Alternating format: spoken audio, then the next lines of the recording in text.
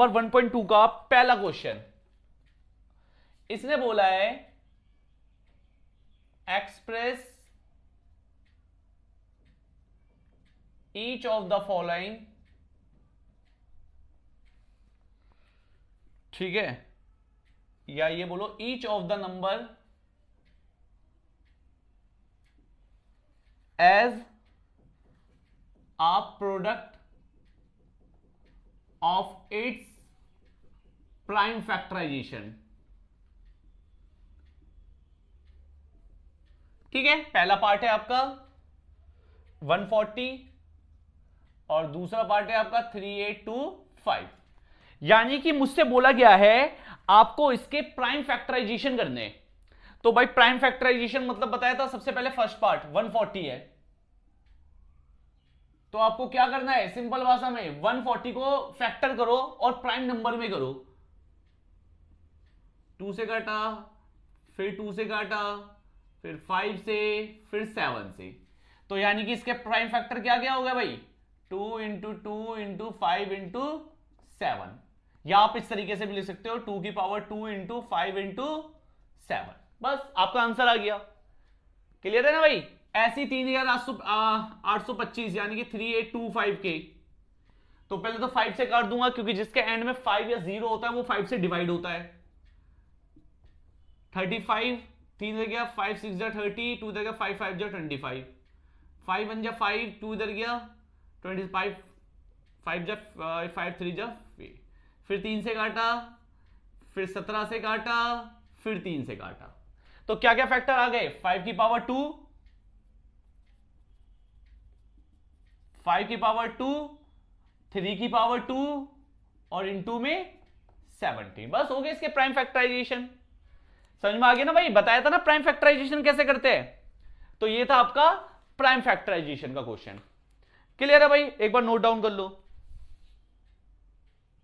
चलो भाई question number second में आते हैं। इसने बोला है find the LCM and HCF of the following pairs of integer and verify this. इसको वेरीफाई करना है, ये एज अ फॉर्मूला भी आप याद कर लेना कि एलसीएम इंटू एचसीएफ जो होता है 2 नंबर का, वो बराबर होता है प्रोडक्ट ऑफ 2 नंबर के। ठीक है ना, ये रिजल्ट याद कर लेना, आगे यूज भी होगा आपके। तो बेसिकली पहले तो फिलहाल तो आपका एलसीएम और एचसीएफ निकालना है।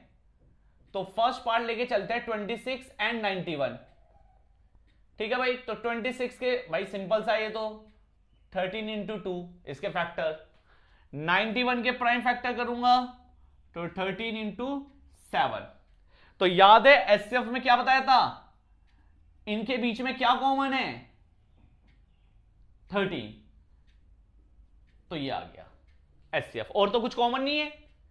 अब एलसीएम में क्या बताया था भाई आपको कि हर फैक्टर के जो सबसे बड़ी पावर वाला है वो आपको लिखना है। तो 13 भाई एक ही है, 13 तो आएगा, 2 ये भी आएगा, 7 ये भी आएगा। बताया था ना कि एलसीएम के अंदर कोई नंबर नहीं छूटता, सारे नंबर उतरेंगे, बस ये देखना होता है कि सबसे बड़ी वाला पावर वाला उतारना है। तो देखो कुछ भी नहीं छूटा, 2 भी आ गया, 7 भी आ गया, 13 भी आ गया। तो यानी कि ये आ गया आपका एलसीएम। बाकी आप मल्टीप्लाई कर लो,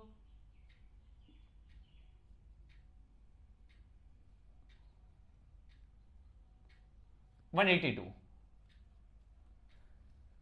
ठीक है भाई, अब इसने बोला है कि एलसीएम इंटू एचसीएफ बराबर है प्रोडक्ट ऑफ 2 नंबर के। तो चलो देखो एलसीएम की वैल्यू कितनी है 182, एचसीएफ कितना है 13 और बराबर प्रोडक्ट ऑफ 2 नंबर, 2 नंबर ये है आपके। तो आप इनकी मल्टीप्लाई करके देखो, आपका आंसर सेम आएगा। देख लो 182 की 13 से मल्टीप्लाई करके, 3 दूनी 6, 3 8 24, 1 25, 3 कम 3 2 5, 2376 आ रहा है। अब इसका करके देख लो,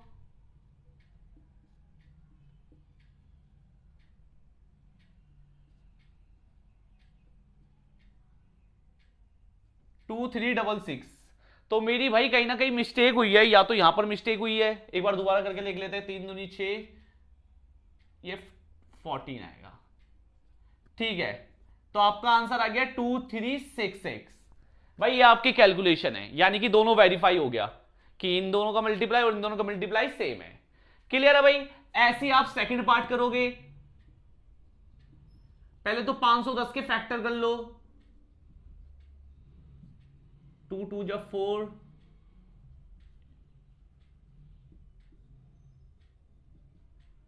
ये आ गए 510 के फैक्टर।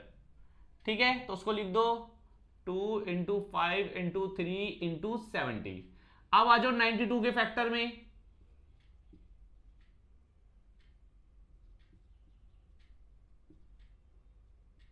ये आ गया, तो ये आ गया 2 की पावर 2 इंटू 23। देख लो भाई एक बार, ठीक है ना। अब आ जाओ एचसीएफ में। भाई एचसीएफ के अंदर इसके पास भी 2 है, इसके पास भी 2 है, तो मैंने क्या बताया था एचसीएफ स्मॉलेस्ट पावर वाला, तो यानी कि कौन आएगा? सिर्फ आंसर 2, और तो कुछ कॉमन है ही नहीं, तो और नहीं आएगा। एलसीएम के अंदर हाईएस्ट पावर वाला, तो पहले तो इन दोनों में 2 की पावर 2 आएगा, 5 इसके पास है, इसके पास नहीं है, जब भी आएगा। 3 इसके पास है, इसके पास नहीं है, 17 भी आएगा और 23 भी आएगा। तो ये आया आपका एलसीएम, देख लो एक बार। क्लियर है भाई? ठीक है, तो भाई इसका आपका मल्टीप्लाई कर लो, 4 पंजे 20, 20 ये आ गया, फिर 23 से मल्टीप्लाई करके देख लो,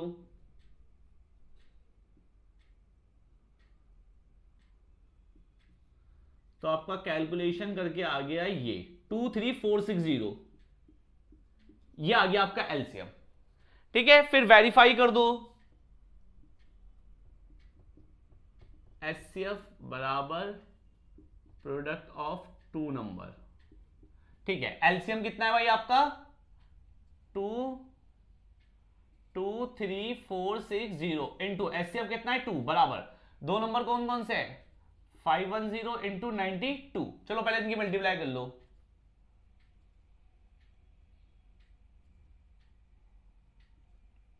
ये आ गया। अब इनकी मल्टीप्लाई करके देख लो, तो कौन कौन से? 510 इंटू 92,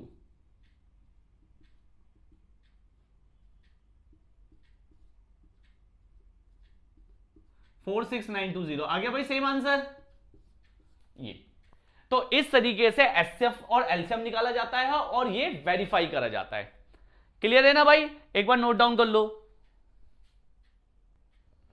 चलो भाई नेक्स्ट क्वेश्चन आता है, सेम ही क्वेश्चन आ गया नेक्स्ट, कि दोबारा आपको एचसीएफ और एलसीएम निकालना है बाय प्राइम फैक्टराइजेशन मेथड का यूज करके। बट इस बार क्या आया? इस बार 2 इंटीजर की जगह 3 इंटीजर दे दिए, बाकी और कोई फर्क नहीं है, करने का तरीका सेम, क्वेश्चन सेम, सब चीज सेम है।